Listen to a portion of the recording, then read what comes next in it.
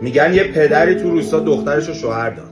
به داماد گفت من دخترمو تو ناز و نعمت بزرگ کردم. چشم و دل سیره. هیچ انتظاری ازت ندارم. اون موقع رسم بود دختر رو با اسب میبردن خونه داماد. وقتی که داشتن از رودخونه رد میشدن، پدر داماد داد میزنه مواظب اسبا باشید آب نبرتشون.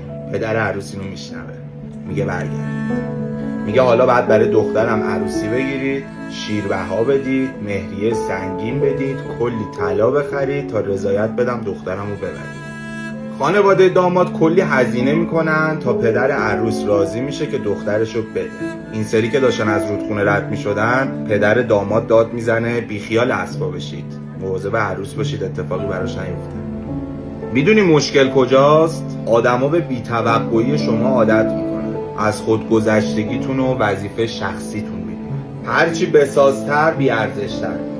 سازگاری با آدم سازگار خوبه. برای هر کسی ارزشتون رو پایین نیارید.